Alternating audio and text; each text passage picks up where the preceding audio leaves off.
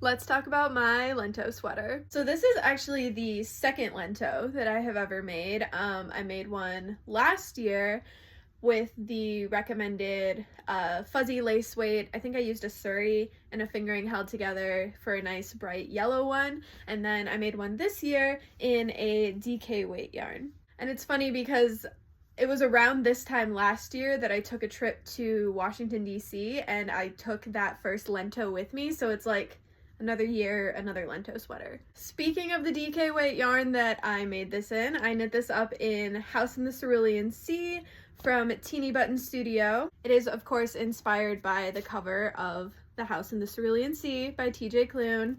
I mean, I can see it. Can you see it? I feel like we all can see it. So yeah, knitting with a DK weight yarn on the size 10s for the Lento just created this really nice lightweight raglan sweater, perfect for this time of year. Now, I know some people are gonna look at this and they're gonna see the hem ribbing, they're gonna see the neckline ribbing, they're gonna see the little bit on the cuffs, and they're gonna say, this is why you should alternate skeins. I'm gonna stop you right there and tell you, I do not care. I have never alternated skeins when it came to variegated yarn. I don't plan on starting, even though I reserve the right to change my mind.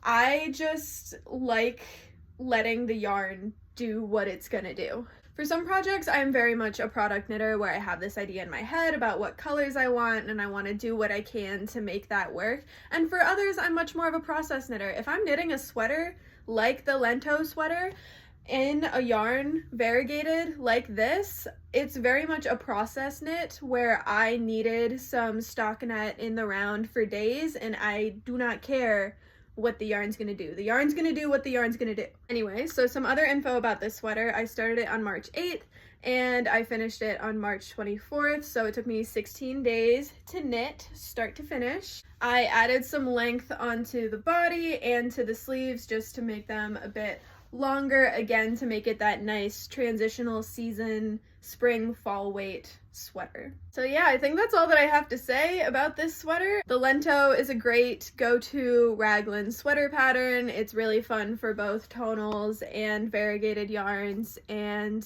yeah, sweater number 2 on the year is done.